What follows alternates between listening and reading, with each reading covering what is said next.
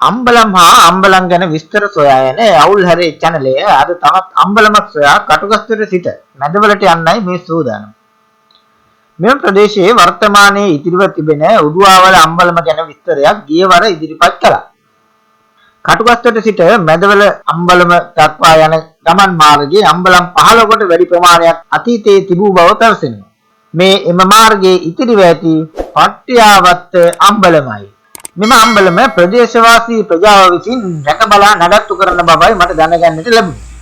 ඒ පිළිබඳව අපේ ගෞරවය ඔවුන්ට පුද කරනවා. මෙම අම්බලම වර්තමානයේ මහා මාර්ගයේ අසලම පිහිටා ඇති බැවින් පාරට සමාන මට්ටමකයි දක්නට ලැබෙන්නේ.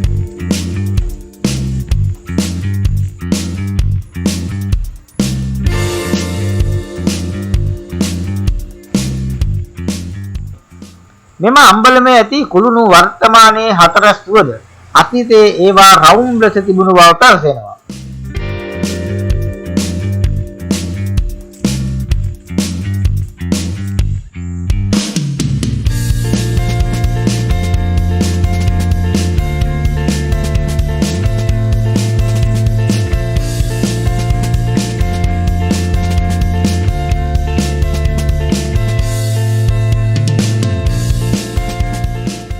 ඒ වගේම දක්නට ලැබෙන ලී කුළුණු වල ප්‍රාථමික මට්ටමේ කැටයම් හඳුනා ගන්නට පුළුවන් වන.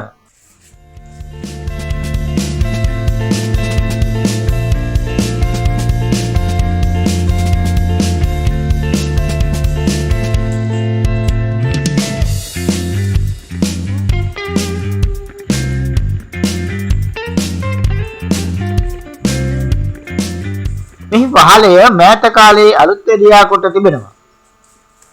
එහිද ඉදිරිපස ඇතුල් වීමට ආලින්දයක් වැනි කොටසක් දක්නට ලැබෙනවා.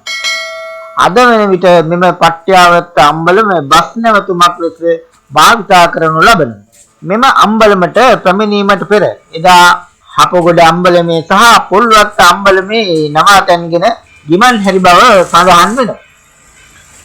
මෙම අම්බලම අසල තිබූ ගල් වලින් නිර්මිත වූ පින්තාලිය පිටත ප්‍රදේශයකට රැගෙන ගිය බව අසන්නට ලැබුණේ අසල්වැසි උදවිය හා කළ කතාබහක් තුළයි.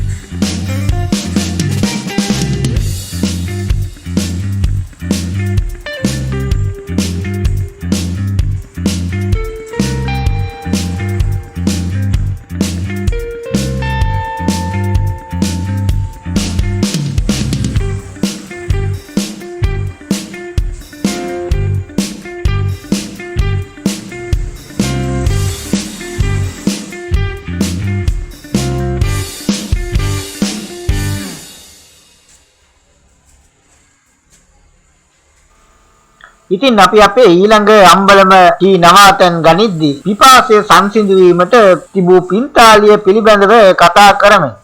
ගල් පින්තාලියක් නරඹමු. එතෙක් අපගේ අවුල් හැරේ channel එක subscribe කර තබා ගන්නා ලෙස ඉල්ලා සිටිනවා.